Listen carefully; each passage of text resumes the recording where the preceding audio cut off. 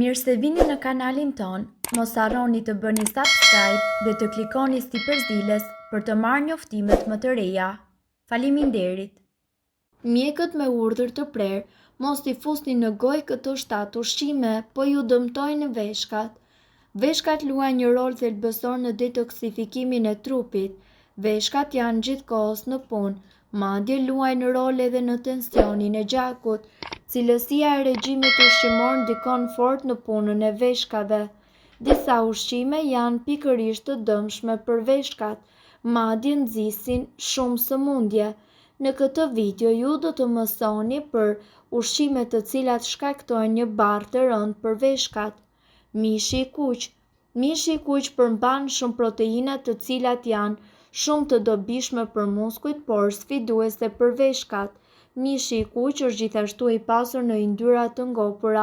Këshillohet se veshkat kanë nevojë për pak yndyra, por një sasi e lartë e tyre e dëmton veshkat dhe rrit masën e mbetjeve acidike në trup. Kripa. Sasitë e tepërta të kripës i detyrojnë veshkat që të ruajnë më shumë depozita të ujit për tretjen e saj.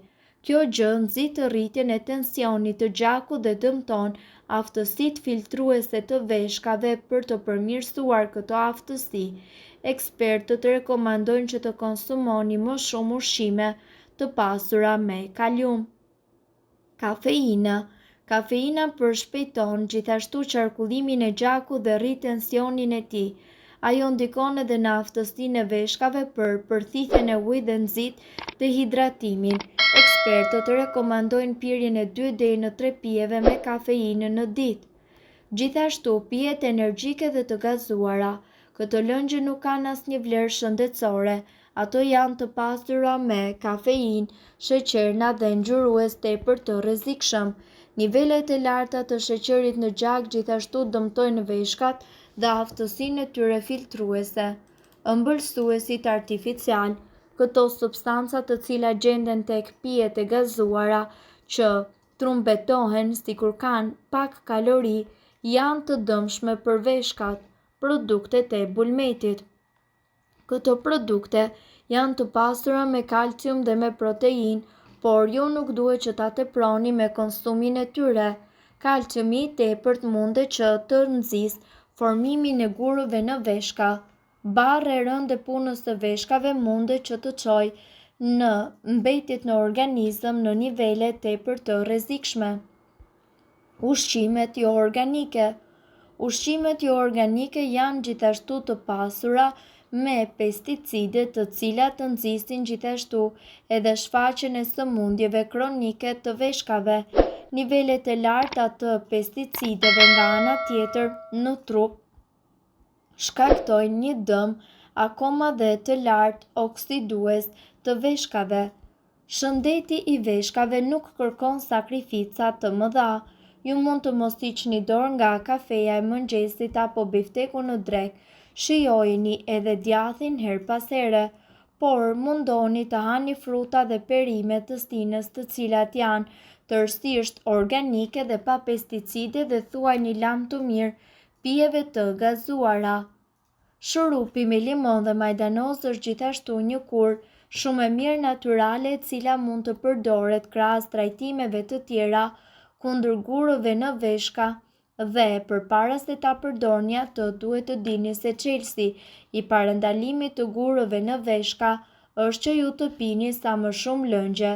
Në qoftë se organizmi nuk është i hidratuar, atëherë lëngjet të cilat qëndrojnë në organizëm dhe kështu më pas shpinë në krijimin e gurëve në veshka. Bashkë me ujin rekomandohen produkte të cilat kanë efekte diuretike siç mund të jetë për shembull majdanozi dhe limoni. Vlerat e limonit. Limoni përmban 2 acid tepër të rëndësishëm të cilat parandalojnë edhe formimin e gurëve në veshka. Acidi citrik dhe ai fosforik gjithashtu inkurajojnë nxjerrjen e kripës dhe toksinave nga organizmi dhe limoni promovon eliminimin e lëngjeve të cilat munden të akumulohen në inde dhe nga ana tjetër nxit nxjerrjen e lëngjeve. Për më tepër lëngu i limonit ka vlera kundër baktereve dhe mykut dhe parandalon nga ana tjetër edhe shfaqjen e infeksioneve. Vlerat e majdanozit. Majdanozi është një nga barishtet më të shëndetshme dhe njëkohësisht më të vyera për shëndetin e veshkave. Vajrat esencial nga ana tjetër rrisin nxjerrjen e lëngjeve nëpërmjet të cilat toksinat dhe yndyrat largohen po ashtu nga organizmi. Dhe majdanozi përmban njëkohësisht shumë vitaminë C e cila forcon sistemin tuaj imunitar dhe nga ana tjetër kuron edhe infeksionet. Shurupi me limon dhe me majdanoz. Me këtë recetë ju do duhet të përzjeni majdanozin, mjaltin dhe vajin e ullirit. Përbërësit që juve do t'ju duhen janë lëngu i një limoni, një tufë majdanoz, një filxhan çaj me vaj ulliri dhe një filxhan çaj me mjalt. Shtrydheni lëngun e limonit dhe përzjeni atë në mikser bashkë me majdanozin. Përzierja e të dy produkteve do të krijojë një masë të gjelbër të cilën ju më pas duhet që ta hidhni në një kavanoz qelçi. Mbylleni kapakun dhe ruajeni atë në një vend të errët dhe të freskët. Si të përdorni shurupin? Merrni një lugë çaji nga ky shurup kur të jetë gati dhe hidheni në një kavanoz qelçi. Mbylleni kapakun dhe më pas të ruajeni në një vend të errët dhe të freskët. Si të përdorni shurupin? Merrni një lugë çaji nga ky shurup çdo ditë me stomakun bosh. Nëse dëshironi mundet që të tresni një gotë ujë dhe ta pini atë sa më lehtë. Gjatë ditës ju duhet që të pini deri në 2 litra ujë që të shumëfishoni ndikimin e shurupit. Shurupi nga ana tjetër duhet pirë vazhdimisht që të vëreni përmirësime. Kjo këshill nga ana tjetër vlen edhe për pacientët të cilët kanë gurë të vegjël dhe sasi të vogla gurësh në veshka. Pacientët të cilët janë diagnostikuar me gurë më të mëdhenj, atëherë ata duhet që ta marrin shurupin si një shoqërues të medikamenteve. Gjithashtu, uthull molle. Uthulla e mollës është e pastër me acid citrik dhe ndihmon në shkrirjen e gurëve në veshka. Ajo rikthen nivelin e alkalinës në gjak dhe po ashtu në urinë duke eliminuar toksinat. Për të shfrytëzuar këto përfitime, përzjeni 2 lugë gjelle me uthull molle në 200 ml ujë dhe pijeni gjatë ditës. Sasia rekomanduar ditore e kësaj kure është më pak se 1 gotë ujë në ditë. Nëse konsumoni më shumë, uthulla e mollës mundet që të ulë nivelet e kaliumit dhe të shkaktojë osteoporozë. Uji ndihmon në përshpejtimin e nxjerrjes së gurëve nga organizmi. Mungesa e ujit në fakt është një nga shkaqet më kryesore të formimit të gurëve në veshka. Dhe njerëzit të cilët kanë gurë në veshka rekomandohet që të pinë të paktën 12 gota me ujë në ditë. Ata duhet të shmangin në çdo mënyrë dehidratimin. Selinoja. Selinoja ndihmon edhe në eliminimin e toksinave të cilat kontribojnë në formimin e gurëve në veshka. Ajo gjithashtu përshpejton nxjerrjen e toksinave nga trupi. Ne ju rekomandojmë nxjerrjen e 1 ose më shumë kërcejnë selinon në ujë të pishëm. Lëngun pijeni disa herë gjatë ditës. Megjithatë, njerëzit që vuajnë nga tensioni i ulët i gjakut duhet të mos e konsumojnë këtë tonik. Fasulet.